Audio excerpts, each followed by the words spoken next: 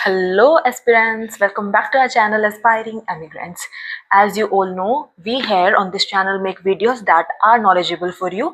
जो बच्चे IELTS की प्रैक्टिस कर रहे हैं और जो सिर्फ इंग्लिश सीखना चाहते हैं for their better future, this channel provides information to you all and very welcome back to our channel. And in this video particularly जब हमने past videos पे एक बार अपनी नज़र घुमाई, so we got to know कि राइटिंग की videos आ चुकी हैं, लिसनिंग की वीडियोस आ चुकी हैं, सॉरी राइटिंग की वीडियोस आ चुकी हैं, स्पीकिंग की एंड रीडिंग की वीडियोस आ चुकी हैं, बट लिसनिंग की there was no video. And सभी को पता है अगर आइल्स में कोई ऐसी चीज है that is fun, that is only listening. So why not listening के ऊपर ही काम करें। हमें लगा कि एटलीस्ट एक वीडियो तो लिसनिंग पे आनी चाहिए। एंड देन जब हमने सोचा कि लिसनिंग में ऐसी क्या चीज़ उठाएं that could be beneficial as well as fun also, तो हमारे नज़र में आया मैप मेकिंग। जिसने भी लिसनिंग को ट्राई किया है, जिन्होंने नहीं किया है तो इस वीडियो के एंड में I will put a whole listening का लिंक, आप उसको एक बार ट्राई करके देख सकते हैं। अदरवाइज इंटरनेट पे ही आपको बहुत सारी लिसनिंग्स मिल जाएंगी। जब आप इस वीडियो को कंप्लीट देख लेंगे तो आपको पता चल ही जाएगा कि what listening actually is. And उसके बाद तो आई कैन बेट आप बहुत सारी लिसनिंग करके देखने वाले हैं। बट जिसने भी एक्चुअली में ट्राई कर ली है लिसनिंग, उन सबको पता है कि map is one thing that mostly children get confused in. कुछ के लिए बहुत इंटरेस्टिंग है, उनको चाहिए कि हमारा एक भी नंबर ना कटे, पर कुछ ऐसे हैं जिनका एक भी सही नहीं होता, जस्ट बिकॉज कहीं ना कहीं सभी लोकेशंस आपस में इंटर रिलेटेड हैं एंड एक नहीं मिलती तो उसकी वजह से दूसरी गलत हो जाती है। कभी डायरेक्शंस की वजह से, कभी प्रपोजिशंस की वजह से यू गेट कंफ्यूज्ड कि नियर में जाएं, लेफ्ट में जाएं, राइट में जाएं, east west, and all these things and up in getting us have 0 marks in our map. So let's start our listening today, guys. आज की लिसनिंग में जैसे कि मैं आपको पहले बता चुकी हूँ, we are discussing map. So here is a listening in front of me. The name of the listening is complain record form and I have tried this listening. So now I think it is one of the best listening जो आप अगर try करेंगे you will get proper knowledge कि कैसे आपको directions के साथ खेलना है, कैसे आपको और जितनी भी इंपॉर्टेंट चीज़ है मैप में आपको उन सबका ध्यान रखना है. So let's start.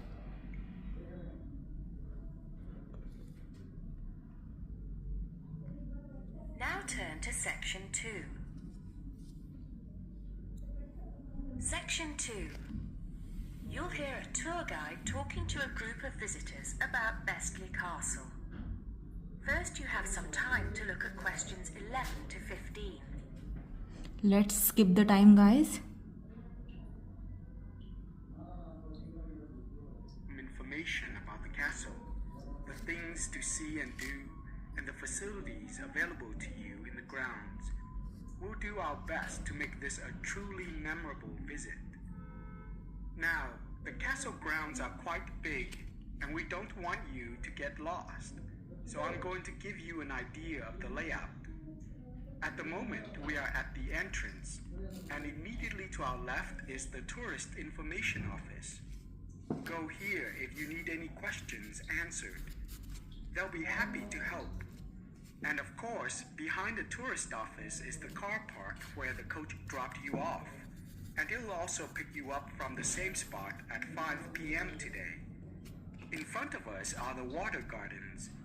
If you stroll through, you get to the North Bridge, which is the entrance to Bestley Castle. Take your time and enjoy looking around the castle. There's a lot of history steeped in those walls. As you leave the castle via the South Bridge, you'll be greeted with the sight of roaming deer. During the day, there will be scheduled feeding opportunities where visitors can get involved. However, we do request that you do not feed the deer outside these times. To the right of the deer park is the Castle Museum, and behind that is our award-winning restaurant. It's a relatively new addition to the castle grounds, but is fast gaining a reputation for its food.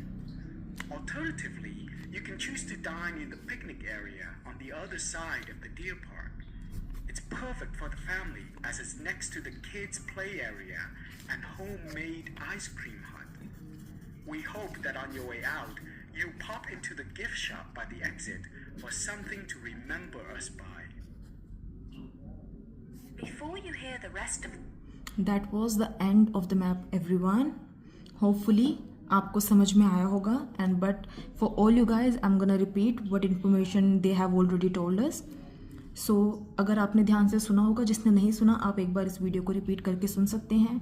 He said we have to start from the entrance, and when we move to the entrance, on the left side of the entrance is our tourist information office. अगर हम entrance से जा रहे हैं, our right would be this side and our left would be the opposite side. वहाँ पर immediate left में we have F and G, and उसने हमें ये बता दिया कि first is information office because उसी के साथ उसने बात करी कि behind that there is a car park. तो obviously G के behind तो कुछ नहीं है. सो हमारा पहले वाला जो F है that is tourist information office, and उसके बिहाइंड जस्ट पीछे is G car park. Then he said entrance से ही होते हुए we can go to the north bridge. North bridge से we can go to the castle. We can see a lot of information, a lot of history over there, and then at the end of the castle there is south bridge where we can see a lot of deer. And in उसने हमें कुछ चीज़ें mention करी deer park के बारे में, and इसी जगह पर आके बच्चे कंफ्यूज हो जाते हैं क्योंकि उनको लगता है कि why he is talking so much about the place. क्या यही हमारा आंसर है? क्या ये आंसर नहीं है? उसका ओनली मोटिव ये था कि अगर आप डियर पार्क की बहुत सारी बात करोगे, बच्चों का अटेंशन इसकी तरफ रह जाएगा, तो आप जैसे ही नेक्स्ट बात करोगे कि आपको लेफ्ट जाना है, राइट जाना है, a student can get confused. So आपको इस टाइम पे और ज़्यादा कंसंट्रेशन से सोचना है, लिखना है. आप देखो उसने डियर पार्क के बारे में बताया कि you should not feed the deer and और बहुत बहुत सारी चीज़ें. And then immediately he said कि on the right side of the deer park there is a museum. And museum के भी एक ही लाइन बोल के फटाफट ही चेंज, एंड ही सेड कि near the museum there is a restaurant area. So हमने उसी टाइम पे फटाफट ये ध्यान लगाना था कि म्यूजियम, रेस्टोरेंट एरिया, एंड हमने चेक किया कि हमसे म्यूजियम पूछा हुआ है. सो वी राइट 13th का museum that is D, and restaurant हमसे नहीं पूछा. Then he said on the alternative side of the deer park. अगर हम एक साइड की बात कर रहे हैं तो उसके opposite side there is a section of picnic area. Picnic area भी हमसे पूछा गया था, तो हमें पता चला कि B इज़ पिकनिक एरिया. उसने एक चीज़ को पक्का करने के लिए कि यही पिकनिक एरिया है, ही ऑल्सो मैंशन कि which is close to the play area and the ice cream shop. Obviously if it is ice cream shop that is given, तो उसके साथ वाला इस प्ले एरिया और उसके पास ही क्या है हमारा picnic section. Then he said कि मूविंग टूवर्ड्स इट, कि अगर आप इसी डायरेक्शन में मूव करते रहेंगे नियर द एग्जिट के पास ही you'll get a gift shop, so that अगर आप सब चीज़ें घूम चुके हो and finally you are leaving the place, you can get something for your किसी सोवेनियर टाइप का. If you want to get from for you for anybody else, you can take it and then you can leave. So this was the whole map.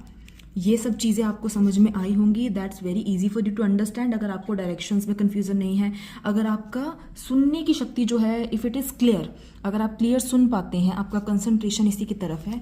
दो चीज़ों का मैंने ध्यान रखा. First thing, मैंने अपनी पेंसिल को अपनी उठने नहीं दिया. मेरी पेंसिल कॉन्टिन्यू शीट पे थी एंड मैं उसके साथ साथ फ्लो कर रही थी, चाहे लेफ्ट राइट की भी डायरेक्शन हो. मुझे पता है अगर मेरी पेंसिल उसके साथ टच कर रही है and I am writing from my right hand, तो मेरा राइट लेफ्ट में कन्फ्यूजन नहीं होगी. हाँ, अगर मेरी पेंसिल उठी हुई है तो मैं उस टाइम पे शीट पे ध्यान दूँ, राइट लेफ्ट पे ध्यान दूँ, आई विल गेट कन्फ्यूज्ड. सो इस चीज़ का आपको पर्टिकुलरली ध्यान रखना है कि आपको अपनी पेंसिल नहीं उठानी, और you can put a finger over there जो भी आप बात कर रहे हैं, so that you won't get confused. However this is the whole map. Hopefully आपको समझ आया होगा. जिसको नहीं समझ आया, जो भी चीज़ इसने बोली है उसी की एक ट्रांसक्रिप्ट इसी वीडियो में लिंक्ड है. साथ में मैप की भी पिक्चर इस वीडियो में लिंक्ड है. आप सुने एक बार दोबारा से, ऑडियो आपको इंटरनेट पे मिल जाएगी. Again I am telling, listening का name is complaint record form, and इसका 11th to 15th question we have discussed. इसी की तरह के और मैप्स भी आप ट्राई करके देखें. होपफुली आप इजीली उन्हें समझ पाएंगे. इस वीडियो की वजह से शायद आपके मार्क्स और बढ़ जाएं, but still if you are not able to understand, kindly repeat the video. आप उसे दोबारा सुने एंड कमेंट करना ना भूलें. So that was the map. So that was it for the listening and for the video guys. Hopefully आपको समझ आ गया होगा how we should do maps. I tried कि मैं एक ऐसी तरह का मैप लूँ जिसमें डायरेक्शंस की भी बात हो, प्रेपोजिशंस की भी बात हो, and I think it is much more suitable as per the prospects of exam. Hopefully इसकी वीडियो की वजह से आपको बहुत अच्छा स्कोर मिले लिसनिंग में, and you get to know a lot of things. I also wish कि आपको कुछ ऐसी ट्रिक्स और ऐसी टिप्स सीखने को मिली हो जो शायद आपको जनरली नहीं पता हो how you need to do it, but still I would like to repeat जो भी मैंने एक बार इसमें वीडियो में आपको बताया. In the end I would like to say कि किसी भी लिसनिंग को या किसी भी तरह के मॉड्यूल को इम्प्रूव करने के लिए first thing is first, you need to be concentrated on it. अगर मैं जो भी वो बोल रहा है, if I am not concentrated, obviously मेरी एक आधी चीज़ स्किप हो जाएगी और स्किप होने की वजह से मेरे बाकी के सारे क्वेश्चन स्किप होते जाएंगे।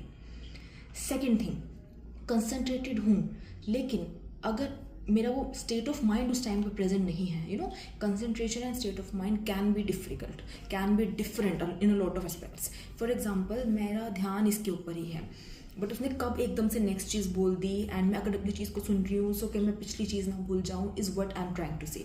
तो मैंने क्या किया, फर्स्ट थिंग फर्स्ट, मैंने अपनी पेंसिल उस क्वेश्चन पे रखी, एंड सेकेंड थिंग इज़ मैं अपनी पेंसिल को साथ साथ मूव कर रही हूँ कि wherever he is taking me to go. अगर उसने कहा लेफ़्ट जाओ तो मेरी पेंसिल एकदम लेफ़्ट हो गई, उसने कहा राइट जाओ, मेरी पेंसिल एकदम राइट हो गई। अदरवाइज़ मेरे माइंड की अगर मैं कोडिंग चलती तो मैं नहीं घूम पाती।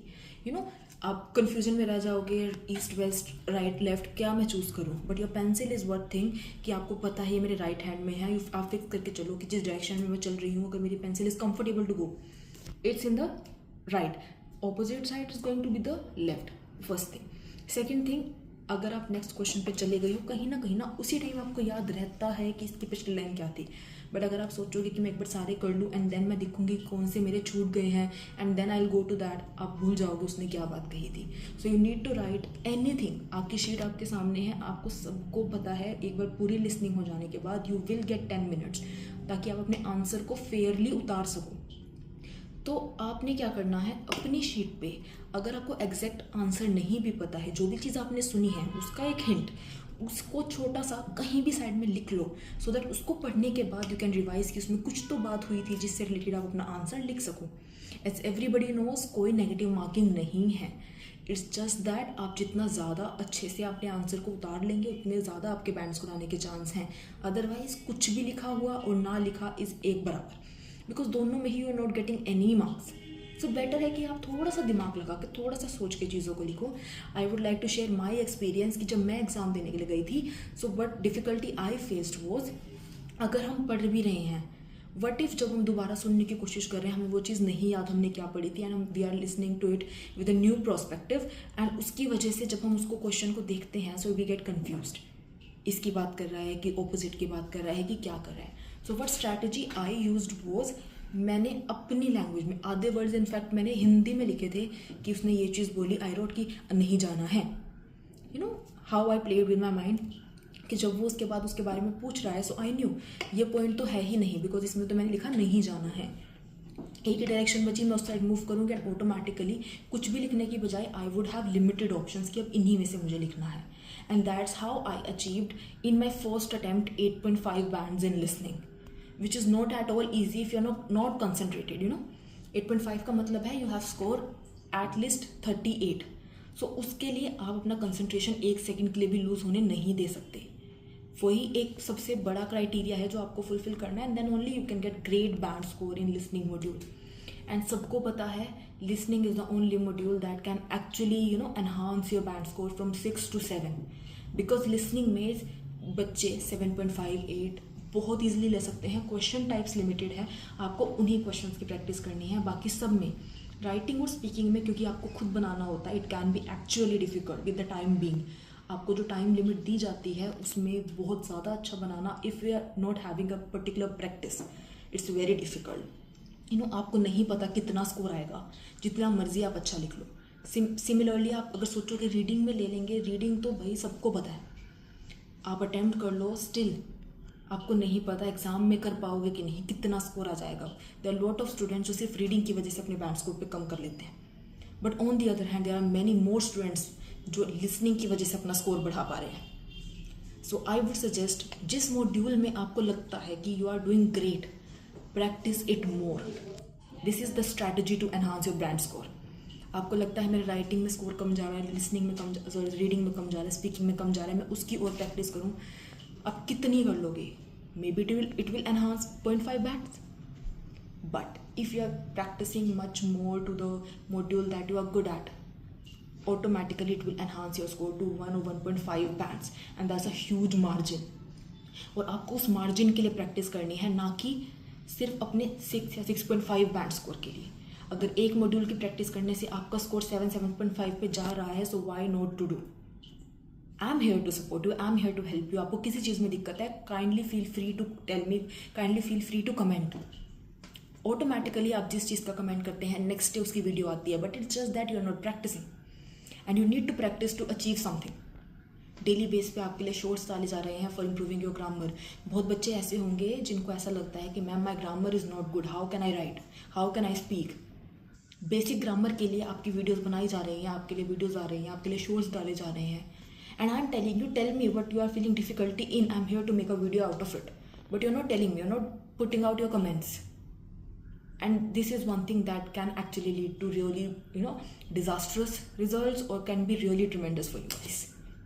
जो लोग कमेंट करते हैं उनके कमेंट्स के अकॉर्डिंग वीडियो बन जाती है. They can look at it, practice it. But अगर नहीं करते हैं so they are not getting enough information. अगर आपको लगता है कि the way of teaching I am doing is helpful for you, so you can actually take benefit out of it. You can actually tell me to speak or to inform you, to teach you what you want me to do. Otherwise मेरी कोशिश ये रहती है कि मैं हर topic को cover कर पाऊँ, बट हमें खुद को नहीं पता होता कहाँ पे क्या चीज़ रह जाए, because we are not that much attentive as per you guys. आपको पता है आपकी क्या चीज़ में कमी आ रही है. I don't know how much difficulties you are facing. Daily base पे हमारे पास आइल्स के इतने स्टूडेंट्स आते हैं. Everybody has difficulty in different kind of pattern. जो मे भी हमें लगता होगा ये तो बहुत आसान है, मैक्सिमम बच्चे इसमें नंबर ले लेंगे, बट देन कोई बच्चा होता है उसका वही चीज़ वीक होती है. We are making the video जो हमें लगता है कि सबकी थोड़ी सी वीक है, बट अगर आपको लगता है कि there are something, for example किसी की रीडिंग में फिलअप्स ही गलत है. मैंने अभी तक फिलअप्स पे वीडियो नहीं बनाई बिकॉज मुझे लगता है कि मैक्सिमम बच्चे फिलअप्स कर लेते हैं. बट अगर आपको लगता है आपके फिलअप्स गलत होते हैं रीडिंग में, आपकी लिसनिंग में फिलअप्स गलत होते हैं, so you have to put comment. आपके लिए वीडियो बनाई जाएगी. वी आर नॉट यहाँ पे concern about the views and anything. We are concern about that you should get knowledge. Hopefully my views are clear to you. Hopefully this video is particularly good for you. You can take benefit out of it and we are here to help you, but you are the one to ask for help. जब तक आप नहीं बोलोगे तब तक आपको चाह कर भी वो चीज़ नहीं मिल सकती. So that's it for today everyone. I think you are able to understand my views, and with that note let's end the video. If you like the video, kindly like it, share it to each and every friend of you. अगर आपको लगता है आपके घर पे बहुत सारे phones हैं, kindly subscribe the channel. Your one subscribe can actually motivate us to do much better guys, so kindly do it for us. Soon we have to go to the 1,000 subscribers, and that's not that difficult if we all are together. So kindly support us, kindly be together, subscribe the channel, and we will see you the next day, that is Tuesday. Tomorrow we'll see you, and that's it for today. Bye bye.